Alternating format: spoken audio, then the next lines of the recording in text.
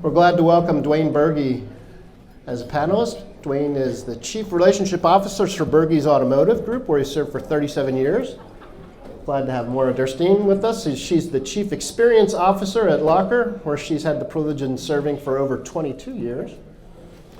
Angela Hackman is a licensed clinical social worker currently employed at Tandem Health, population health company focused on empowering primary care physicians with innovative tools and resources to enhance quality of patient care. And also glad to have Nate Weaver with us. Nate's the residential manager at Alderford Glass Company. So we've got a panel which encompasses a wide range of experiences within the business community, and we're excited to hear what you have to share with us. We had a list of questions that we focused on that Bob shared with us. We're not going to click through the questions, but we're more going to have a little bit of a conversation about how some of those questions have been manifested in the workplace and in the experiences of each person here.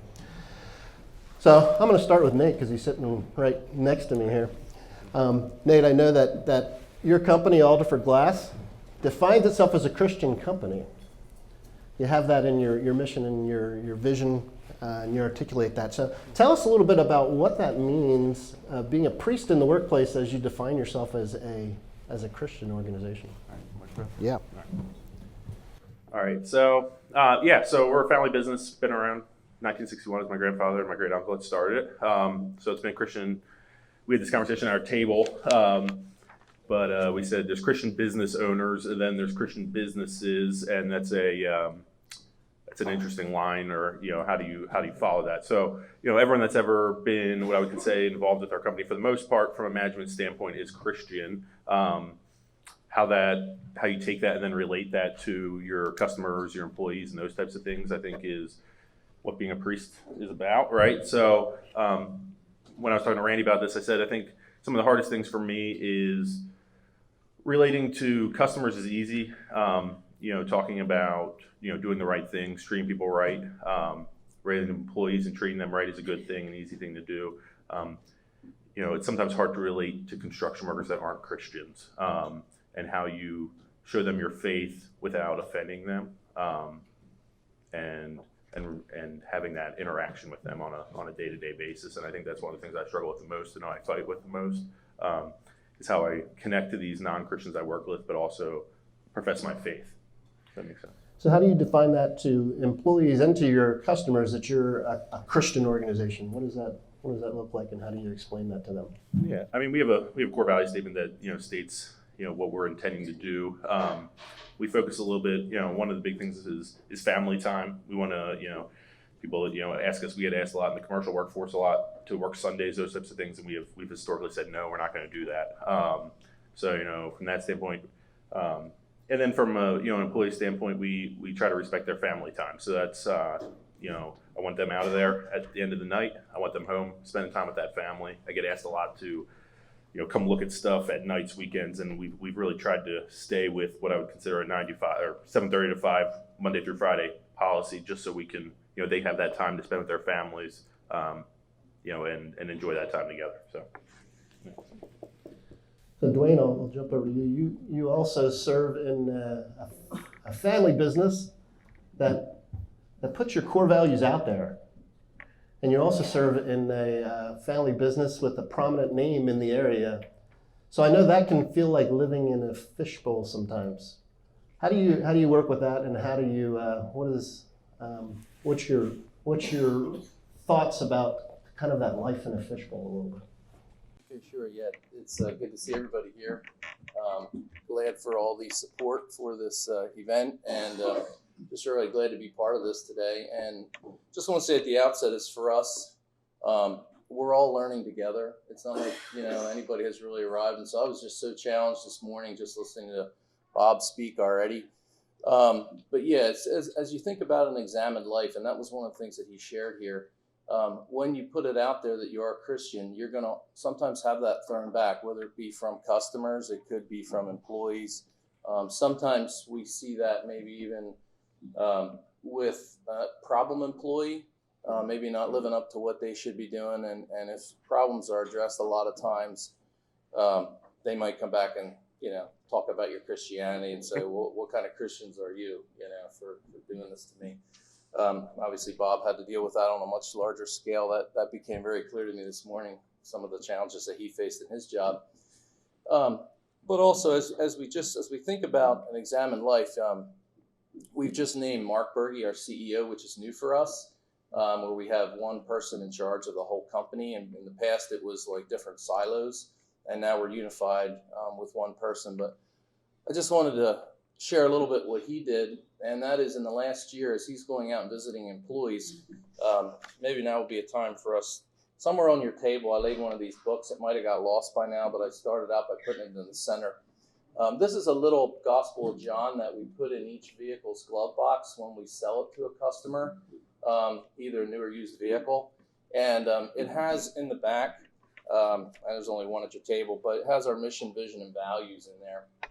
And what Mark has done is he's gone out and said to the employees, as he's, or we call them team members now, he said to the team members, if there's anything on that list of values that you don't see us upholding, or that someone is asking you to do that goes against those values, I want to know about it. And I think that's a great, for me, when I heard him doing that, I thought that's a great example of how we live an examined life. To say, I can put a lot of things down in writing, and that's all good, but how am I doing? Examine me. And I think that's a good challenge for each one of us, is to think about that. And like I said, I've been so challenged this morning already, just thinking of all the areas that we can improve. It's in, our sharing our faith in the workplace. Tell us a little bit about some of your company values and the willingness that I heard from you as I talked to you about this to kind of accept the community accountability of putting your values out there and saying, test us on these. Yeah.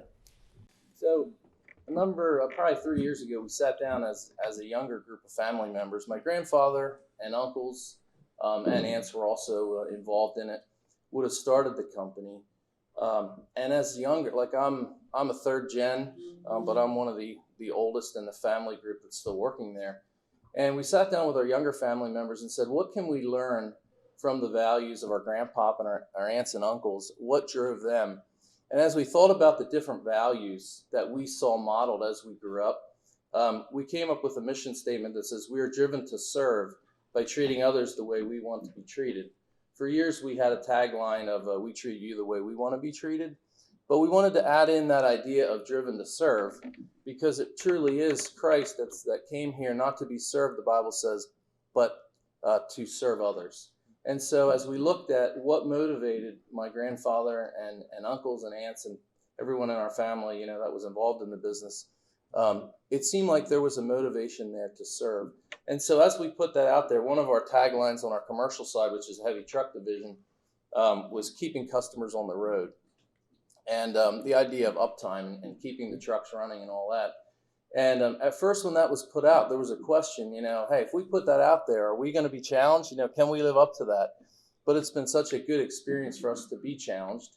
And people are very good with that. There's always times things are going to break down and you're going to have that. But yeah, it's been a really good experience just to have that accountability, with our customers and also our team members. So I think one of the themes we heard in Bob's presentations was really that theme of accountability and the need for accountability. Mara, I know that you have put those relationships of accountability front and center in your work. So tell us a little bit about how you do that and how do you work with people through the difficult times that they may be. Sure. Yeah, and accountability is hard. It's hard for all of us. It's hard for us to receive feedback sometimes, and it's hard for us to give feedback sometimes. And I really resonated when Bob talked about that we're made for relationship. And I think when you can build a culture of relationship, of proximity, of being present, it enables you to be able to have some of those really good, healthy conversations, and also as a leader to receive good, healthy feedback that we all need on a regular basis. And I had a story from years ago that I had a fantastic team member that was just going through a challenging time. And I remember she called me on my mobile phone out of the blue. And it was a personal situation. I never got a call from her before, from a personal nature in the afternoon. And it was a tremendous opportunity for me just to listen, but I also had an opportunity to pray with her. And I had no idea about her faith background at that moment. And but it was so neat because of the relationship and that ability to be vulnerable with each other that I was able to do that with her. And that's then translated into other opportunities with team members once you build that deep connectivity to be able to have those discussions, even if it's work performance or other areas that we need to work on. So I heard Bob say, one of the lines that I wrote down that he had said was, how do you approach or work with somebody who's disappointed with you or disappointed you? And as you and I talked in preparation, one of the things I heard from you is just the idea of proximity, of I know you're scared and committing to trying and working together and walking together. Talk a little bit about that kind of working and approaching people who maybe you need to ask to do a little better job, and how do you walk with them in that? Sure. Yeah, well, all of our organizations are changing quite dynamically on a daily basis. I don't think it matters what business you're in or what industry you're in. We are in constant state of change, and change can be challenging. We actually talked about that on our table. And I think one of the most important things for us as leaders is understanding that change can sometimes bring out fear and anxiety in some of our teammates. And sometimes that's even changing maybe even their personal brand in the workplace, and helping align with them and seeking to understand their point of view, more of that seek to understand more than being understood. And trying to walk in their shoes a little bit gives us an opportunity to say, hey, I'm here to walk this journey with you. I know you're scared. I know you're probably going to screw up. I know I'm going to probably screw up as I lead you this, but we're in it together and we'll get through it together. And I've been blessed to have some of those opportunities in my career and have been able to see some individuals grow significantly, which is so exciting. And I've also had opportunities to see individuals learn more about themselves and sometimes make a different decision about their career path or where they want to focus their motivation. So Angela, you work in a little bit of a different setting than some of the others in a larger company where is really a secular organization at its core without really articulating any Christian values necessarily. So how do you in that kind of setting show the light of Christ in a secular world? Sure. So I work at a population health company, and as Randy noted, it's not a faith-based organization. So when I began working there about 2 years ago, I really was intentional about looking for opportunities to be the hands and feet of Christ and to model that for my colleagues, for the patients that we serve, the providers that we work with. Having come from working in a faith-based organization where we were empowered to do that through our mission. So moving into a secular space, that was really important to me, that I not lose that drive and motivation to, again, be the hands and feet of Christ. And so I started looking for opportunities that were just kind of we could naturally build into the work week. And one of those opportunities came through, many of you actually might work in organizations where mindfulness has become an important practice of being attentive and being present in your day-to-day. So I created a brief mindfulness practice that we could do as immediately following our all staff, all company meeting. So a couple hundred of us gather every Wednesday. And as soon as that meeting is dismissed, I take a group of people, changes week to week, kind of who wants to come. But we've also built a consistent participant list. And it's a way for people to just be quiet and centered. And I think they've started to pick up on why I'm motivated to provide a space like that.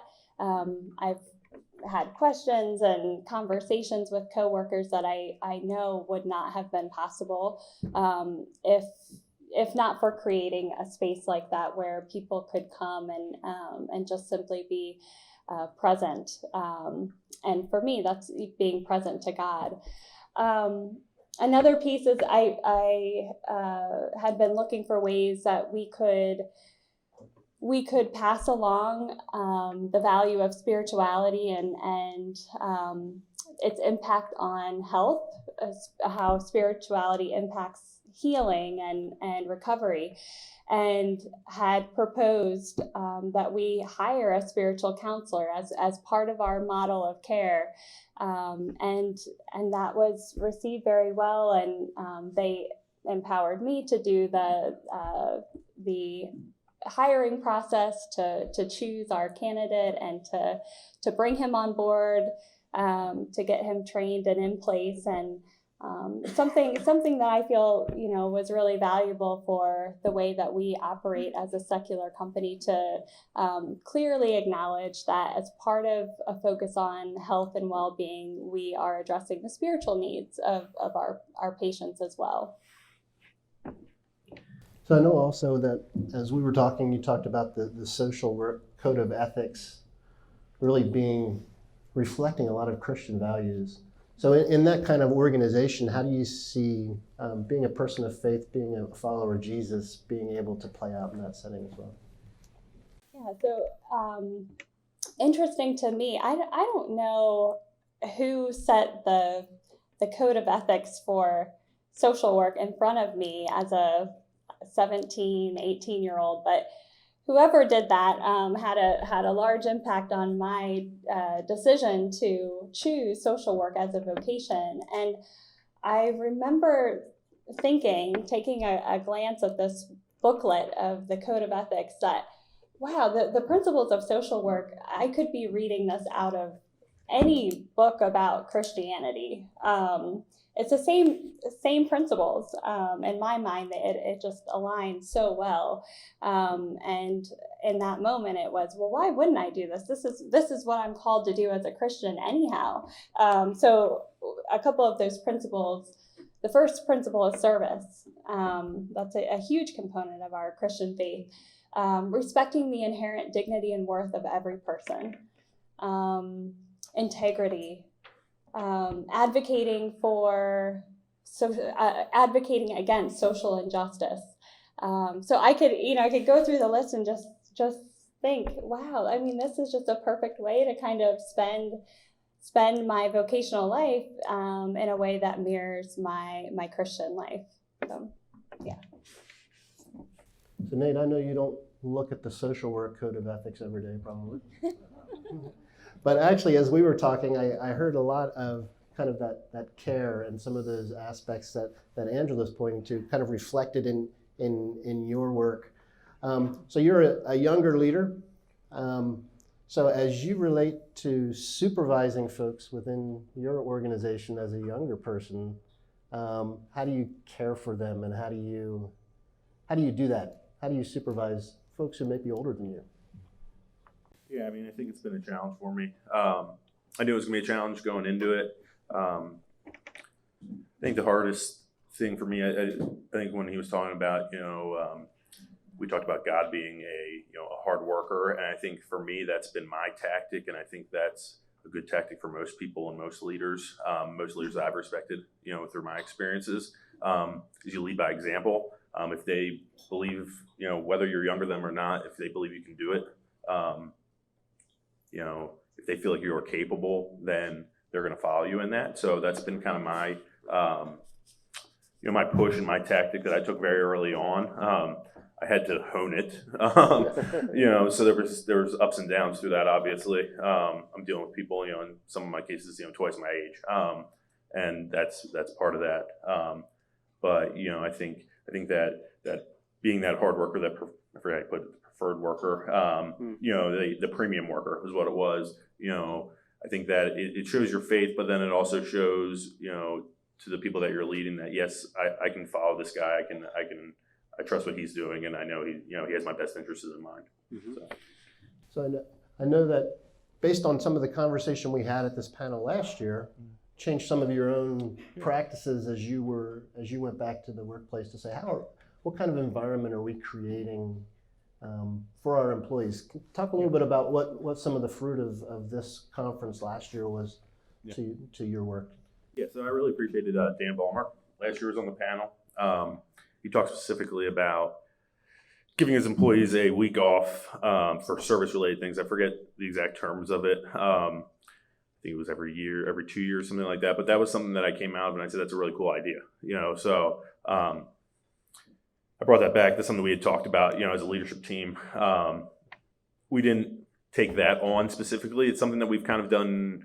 If somebody would come to us and they didn't have time off and they wanted to do that, it's something that we would have encouraged, and we would have always, encouraged people to do and allowed them to do. But we never had any formal policy on it specifically. So I think that was a really interesting thing for me last year. We came out of it, and we had really, we spent a pretty long time looking at what our time off policy was. So we came out of it, we reconfigured our time off policy slightly, accelerated it, allowed it to, to get to more time towards the back end of it as well to encourage people to stay there longer, which is also a big thing, in our industry in particular, is trying to keep skilled people there longer.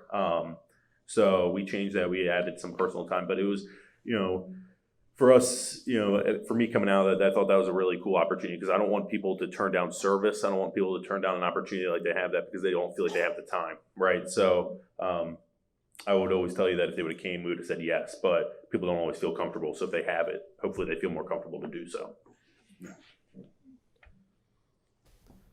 So Mara, I'm going to ask you about the balance that we talked a little bit about between quantity and quality. Bob was talking a little bit about busyness and the busyness that we all face in life, and the necessary decisions that we have to make sometimes that give up good things to do the best thing.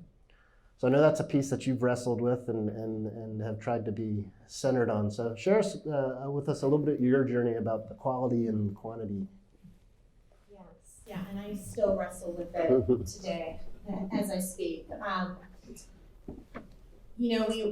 I have grown up in the, it's the quality time era, right? It's not the quantity time. And being a parent and also being a leader in the organization, I've learned, I'd say over the past couple of years especially, that, some of it is the quantity time too. Some of it is being there. Some of it is just showing up. And not just showing up when something bad happens, but showing up when it's good stuff, when it's the boring stuff, when it's the normal day-to-day. And that's really challenged me, because I have a tendency to be overscheduled. That doesn't bother me to be overscheduled personally, but I realize it does impact my ability to lead. And it also impacts my ability to be a good example. And I think that's where I've really been challenged the most and humbled. And I have 2 teenage boys. One is going to be a senior next year, so I only have him for 1 more year. And then he's in college, and I don't know about you, but my first year back from college felt different when I came home, and so I know that. And so I am wrestling with that seasonality. I've adopted the word harmony in our family, and also with myself, understanding that sometimes there's different times of year that maybe work demands a little more, maybe church demands a little more, family, but trying to really strike that chord for my family, for work, and hopefully that will result in some good behaviors also as an example to others that I work with. Dwayne, I'll jump back to you with thinking of how you conduct business with team members who aren't performing. Bob mentioned the table conversation that we had was, how do you fire somebody in an act of worship? So how do you deal with kind of jumping back to accountability? How do you conduct business with team members who aren't performing? Yeah, so I would say that we haven't figured out how to fire somebody as an act of worship yet. It's a good question, I think, to ask. Hopefully you don't have to do it too much. But yeah, I think there again, as I mentioned a little bit earlier, sometimes as a Christian, people will come back and say, why are you doing this to me? You're supposed to be Christian, you're supposed to be long-suffering, you're supposed to work with me. And we do try, as much as we can to call them to accountability and all that, and for the relationship to last. But there have been some times where I got one employee say to me, you know what our problem is? He said, my goals aren't your goals, he said. And he goes, that's why I'm not hitting my goals, because I have my own set of goals. And that was sort of an example of where things were at, where it was time to make a change.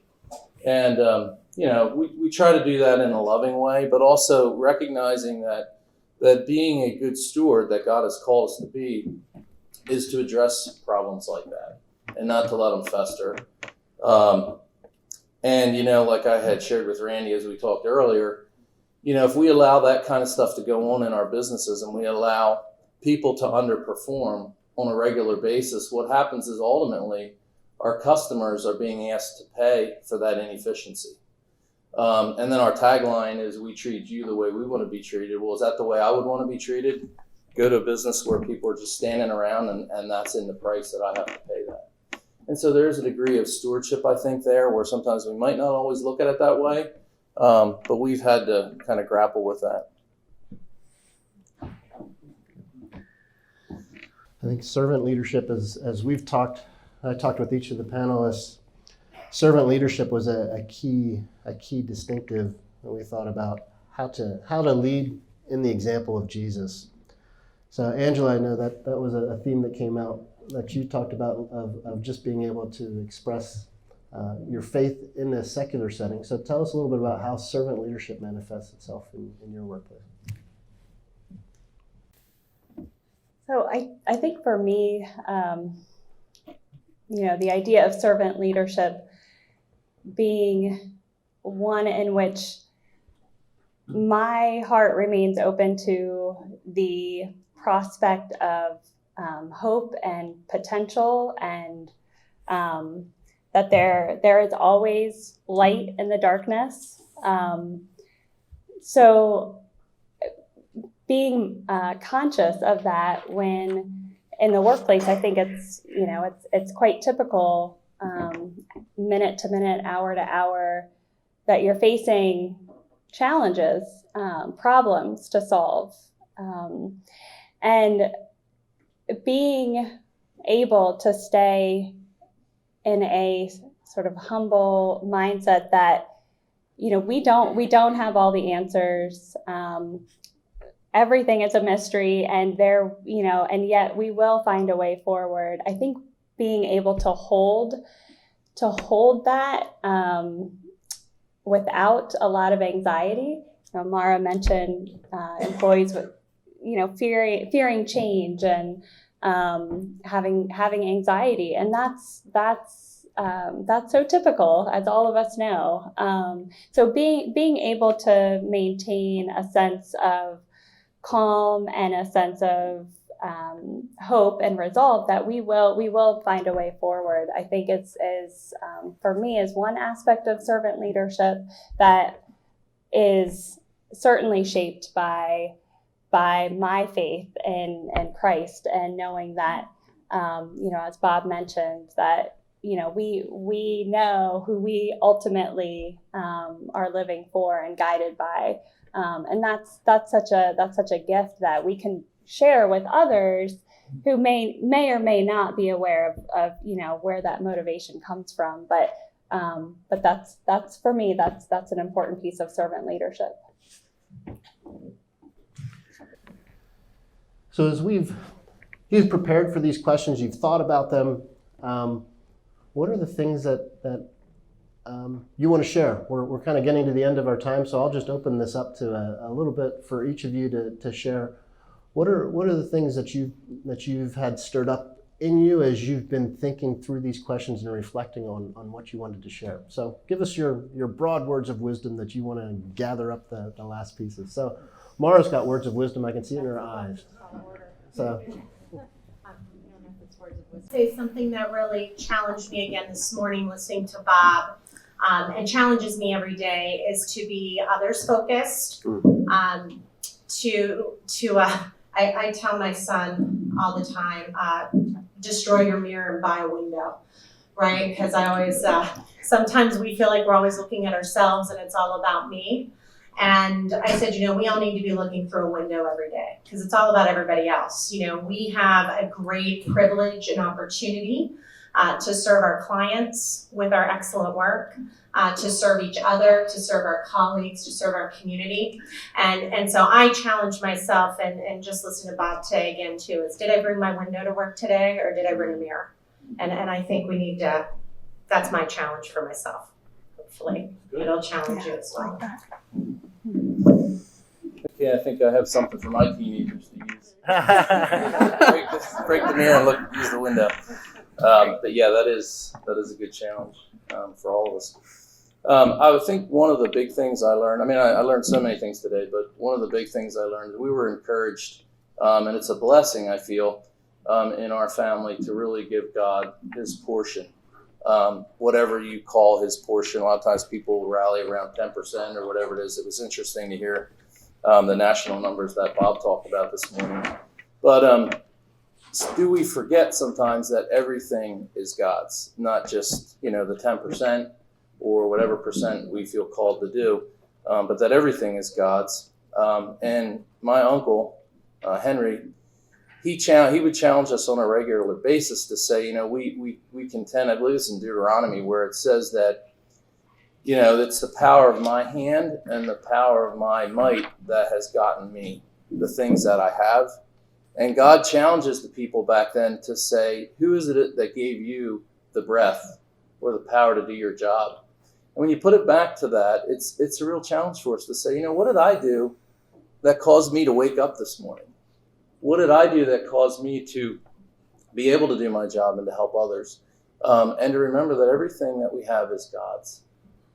And I might as well stop talking about it because Bob hit it so well. But that's a big thing for me right now where I'm at in life, is to realize, 10% is great, but it's like he said, what are you keeping? And so that's the big thing for me. A lot of things, but that was the one that stuck out the most.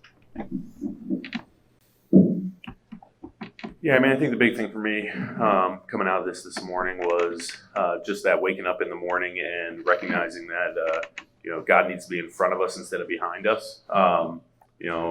What he said, what Bob said this morning, where he said it's easy to think of God when you're in the valleys because you need his help. It's hard to think about him when you're out in front. So I think for me, that's my tendency, is that I get rolling, I got things to do, I'm going to keep going, and then I'm done, and then I sit back and I relax and I kick the couch up, and that's I think our for me a big focus is that setting aside that time that I'm going to spend with God and recognize the gifts that he's given me, the gifts that he's given the people around me, and try and nurture those in those people. So.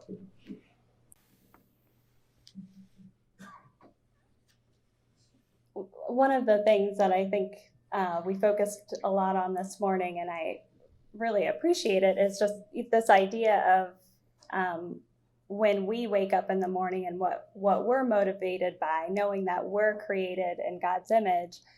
And I guess my continued challenge is that I may do a pretty good job recognizing that of myself day to day.